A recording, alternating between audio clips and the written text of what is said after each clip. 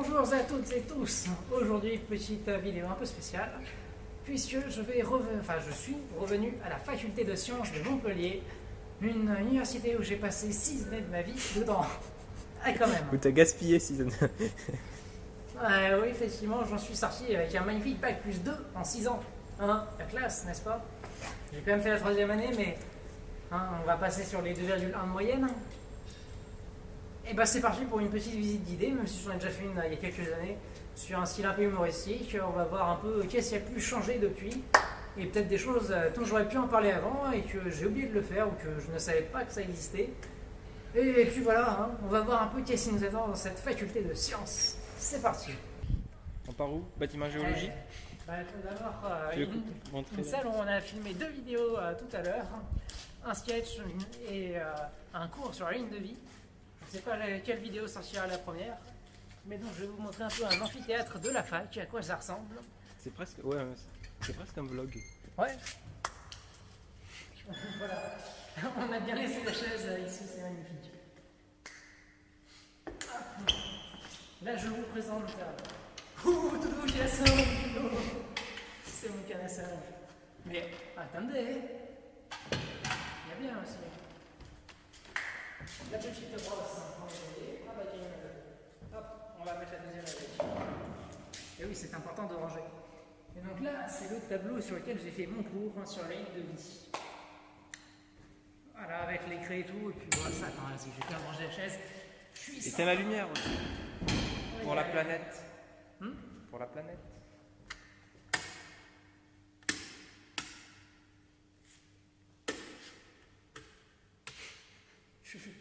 Je sais pas ce que je fais. Des cailloux. Voilà, donc ça c'est Charlie qui m'a amené au bâtiment de géologie. Qu'est-ce qu'on apprend en géologie? Eh oui, On apprend des cailloux. ça c'est passionnant. C'est très important les cailloux, c'est plein de minéraux. Oui. Et les cailloux ça évolue en quoi? Ça évolue en gravelon. Ah oui, et après un tor... Ah non, merde. Gros lemme. Un gros lemme.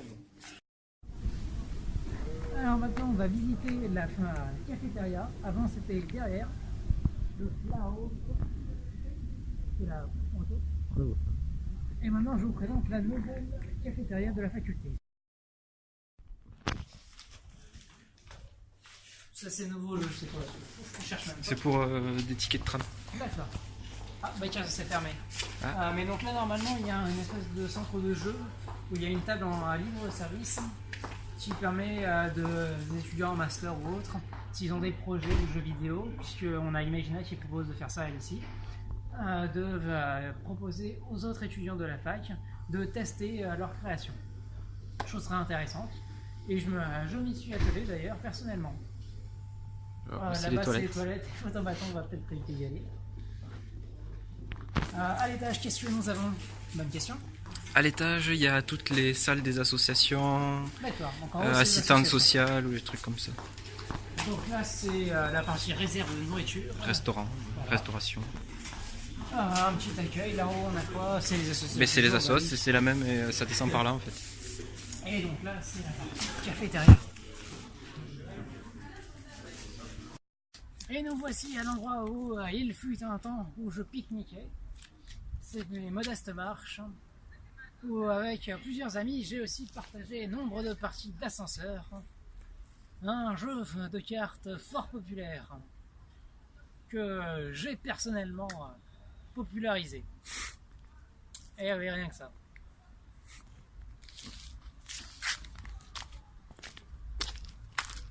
Et nous voici maintenant devant le bâtiment administratif, un bâtiment dans lequel j'espère que vous n'entrerez pas trop souvent à cause de différents litiges avec l'établissement.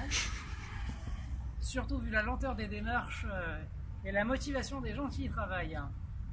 Mais venez, je vous faire visiter. Hop là. Interdiction aux chiens, faites bien gaffe. L'amphithéâtre du Monté, l'un des plus emblématiques, si ce n'est le plus emblématique. Celui où Les personne n'a cours. Voilà, en fait on n'y va jamais, sauf de temps en temps pour des partiels. On va voir s'il y a moyen d'y rentrer. De Oz. J'ai l'impression qu'ils ont un peu rénové les portes ici, je sais pas. Il semblerait qu'il n'y a personne, toute bonne.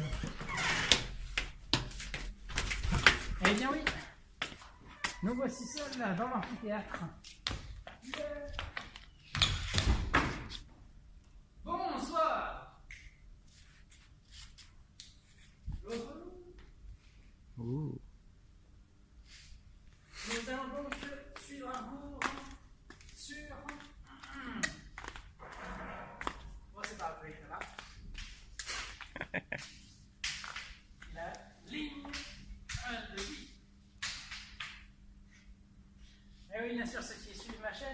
ont probablement déjà vu la vidéo. Et si ce n'est pas le cas, dépêchez-vous de cliquer sur ce lien, bordel. Mais qu'est-ce que vous foutez? Allez, cliquez. Eh oui, je préfère ça. Quand t'as pas cliqué? Mais qu'est-ce que tu... T'écoutes quand je parle, tu cliques sur le lien. Eh oui. Bon, allez, on va continuer la visite. C'est parti. Ah. Il y a trop de passages, c'est pas possible. D'où ils vont sortir les gens? Les gens étudient. Quelle idée. Ah, nous allons maintenant visiter la bibliothèque universitaire, un lieu que je n'ai personnellement pas beaucoup fréquenté, mais qu'importe, c'est toujours un lieu intéressant et emblématique de la fac.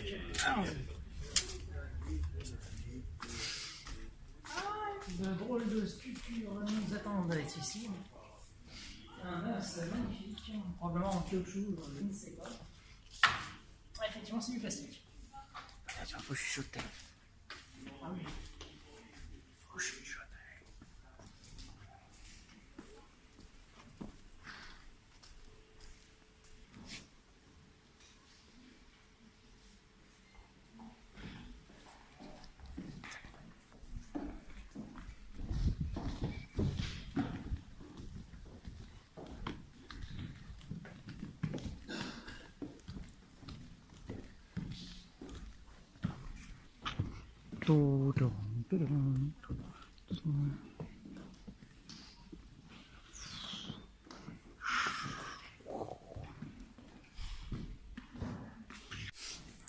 Actuellement à la fac, dans la bibliothèque, nous avons une exposition de tableaux.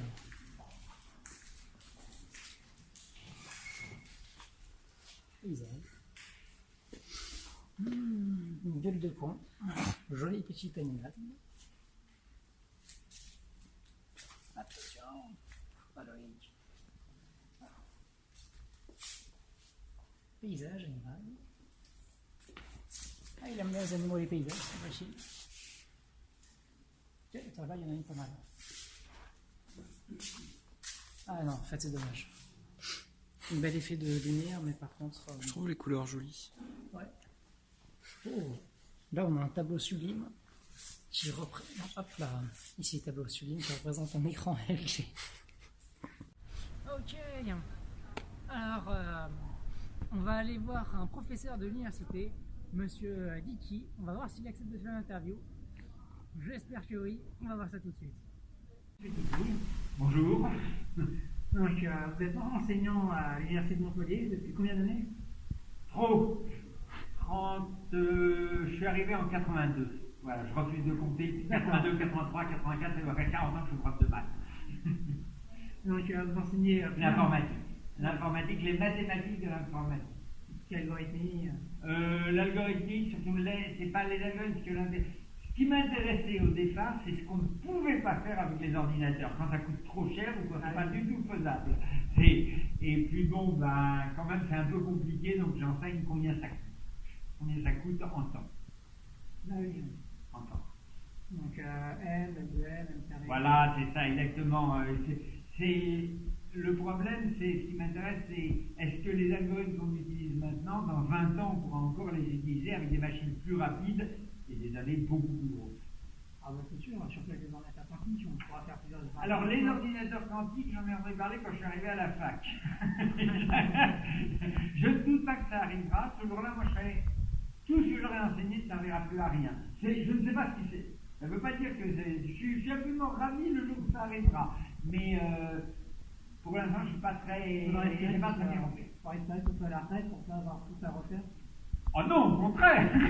Ça serait vachement bien si j'avais tout à refaire. Ça serait amusant. Mais c'est quoi que vous préférez enseigner? Quoi? C'est quoi que vous préférez enseigner?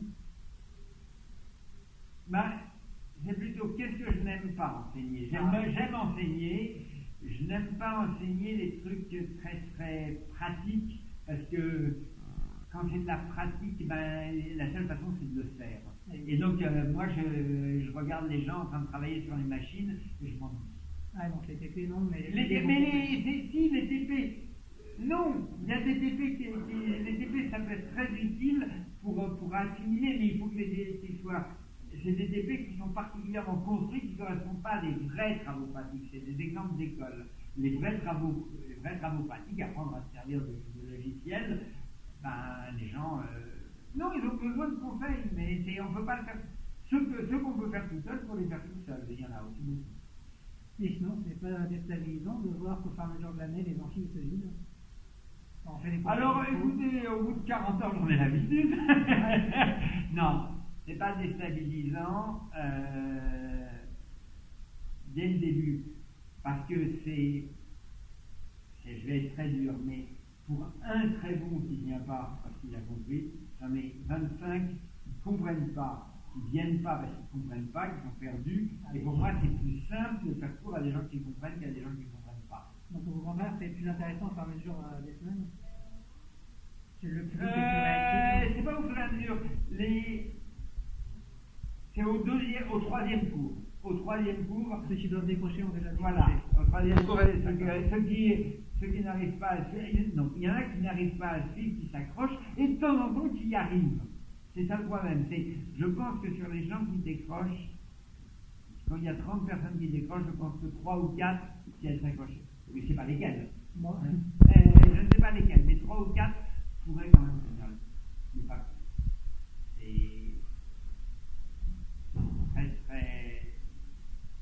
Les autres, c'est ceux qui décrochent qui devraient venir nous voir. S'ils décrochent, c'est de notre faute, c'est pas de la leur. Or, ils se sentent coupables de décrocher. Bah après, ça dépend de comment c'est. Par exemple, il y avait des cours magistraux avec, je ne veux pas citer de nom, mais il y avait un enseignant d'origine russe ou quelque chose comme ça, et on ne comprenait pas beaucoup quand il parlait. Et en plus, son écriture était un peu spéciale. Donc, il écrivait en cyrillique. Non, bien sûr qu'il y a aussi la personnalité des profs qui est en jeu. Bien évidemment, les gens les profs qui sont mal à l'aise, ça compte aussi énormément. Mais mon point de vue, c'est que, comment dire, normalement, je pense qu'un étudiant, sauf ceux qui décrochent tout de suite, mais les autres, au cours de leur scolarité, doivent rencontrer un ou deux profs avec lesquels ça fit. Et il suffit d'un ou deux profs avec lesquels ça fit pour tirer vers le haut. Ah, bah, je me rappelle avec vous, même à 8h du matin, le PEP et tout. Oui, non, à 8h du matin, c'est plus facile, à 6h du soir, c'est difficile d'avoir le PEP. Mais ouais, c'est compliqué parce que il y a la personnalité, il y a le contenu, il y a le professeur que j'ai trouvé moi, son collègue le plus fort, il est mort. Ah, il est mort, il était j'y allais à ses cours parce que ça me passionnait, les étudiants tombaient de sommeil les uns après les autres. Et c'était le professeur qui avait une culture, une compréhension très très fine. Il avait une voix monotone, il parlait comme ça toute la journée, et les gens tombaient. Moi, au contraire, j'ai une voix très forte, ce que je raconte n'est peut-être pas toujours très juste. C'est pas des conneries, mais j'ai des épreuves fortes. Vraiment. Vous faites de la recherche aussi à côté? Non, je suis vieux maintenant. La recherche, quand je vois les jeunes qui arrivent, j'ai essayé de suivre. Maintenant, j'essaye même plus de suivre. Pour te dire à quel point, non, je suis dépassé. Vraiment. Le programme ne change pas trop? On peut s'adapter? Non, c'est pour ça que je me suis spécialisé dans les fondamentaux. Ça ne change pas. Ce qui change, c'est la pratique. Mais les outils théoriques de base ne bougent pas. Vous avez des gens? Je sais pas. Je cherche. Non, la fac, c'est pour les étudiants qui arrivent du lycée, c'est effroyablement difficile parce qu'il n'y a personne pour leur donner des coups de souffle. Bah, surtout que ça fait peur quand on regarde les statistiques, 75% d'échecs. 75% d'échecs en première année. Quasiment autant en deuxième. Non, c'est la première année, alors c'est qu'il y en a plus en première année. La deuxième année est très violente, mais la première est monstrueuse. On a essayé de faire des choses. Il y a maintenant une année zéro qui est censée mettre les gens à niveau. Le problème, c'est que ceux qui vont dans l'année zéro sont probablement les meilleurs. Pas les meilleurs, j'exagère, mais ils sont assez bons pour se rendre compte qu'ils ont besoin d'une année zéro. Et les gens qui essaient de faire de pied en se levant à 10 heures, c'est fichu, quoi. C'est fichu. Mais je sais pas, c'est très facile de faire des constats, mais j'ai pas de solution à proposer, quoi. Mes solutions, c'est un peu comme le plan de circulation à Paris, je rase le Louvre et j'en fais un parking. Ça améliorera tout. Les solutions seraient des améliorations de ce genre, j'en ai peur. Sûr qu'en plus des places de parking, ça manque. Voilà, oui, par exemple. Et non, c'est très difficile, et puis il n'y a pas d'argent, quoi, aussi. Il n'y a pas de miracle. Si on vous prend... Il n'y a pas eu d'amélioration depuis la fusion avec l'autre fac? Non, c'est des choses qui sont très lentes. Non, c'est de toute façon toute amélioration. Il y en a des améliorations, mais elles sont très lentes et elles ne compensent pas. Alors, j'emploie les mots. Elles ne compensent pas la démocratisation de la fac, qui est une très bonne chose. Okay? C'est-à-dire, oui, le niveau moyen des étudiants de la fac baisse, mais le niveau moyen des jeunes monte, lui, parce qu'il y a de plus en plus de gens qui rentrent à la fac. Alors, par rapport à... Effectivement, c'est ceux qui n'y rentraient pas avant qui rentrent. Oui, ceux qui ont raté... Ceux qui avaient, il y a 20 ans, n'auraient jamais pensé faire des études supérieures, ils font des études supérieures maintenant. Ils ne sont pas du niveau de ceux qui faisaient des études supérieures il y a 20 ans, mais ils sont bien meilleurs que ceux qui n'en faisaient pas. Donc le niveau moyen, moi je trouve que le niveau moyen des jeunes de 20 ans, il augmente. Le niveau moyen des étudiants de fac, il baisse. D'accord. À cause du nombre qui augmente. À cause du nombre qui augmente, et puis c'est une bonne chose que ce nombre augmente. Je voudrais surtout que il faut insister là-dessus. Il faut faire des études, il faut s'ouvrir, mais c'est très difficile. C'est très très difficile.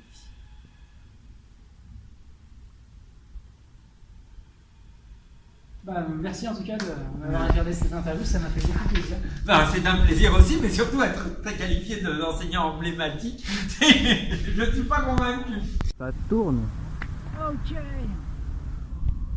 Alors la vidéo de présentation de la fac touche à sa fin. Voilà, j'ai fait un petit tour, pas forcément très exhaustif de tout ce qu'il y a à la fac, mais j'avais déjà tourné une précédente vidéo sur la fac de sciences. Du coup, vous pouvez voir un peu quels sujets j'ai pu rater dans la précédente vidéo. Donc voilà, j'espère que ça vous a donné envie de découvrir un peu la fac de sciences de Montpellier, que l'interview vous aura plu. Personnellement, ça m'a fait beaucoup de bien de la faire. Ça m'a fait plaisir de retrouver un ancien professeur, de pouvoir discuter avec lui. Donc si vous avez aimé, n'hésitez pas à mettre un petit pouce vert, ça fait plaisir. Et n'oubliez pas ma vidéo sur la ligne de vie, hein. Faites gaffe à vous, faites gaffe à moi surtout. Partagez la vidéo, commentez, voilà. Abonnez-vous à la chaîne. Salut les gens.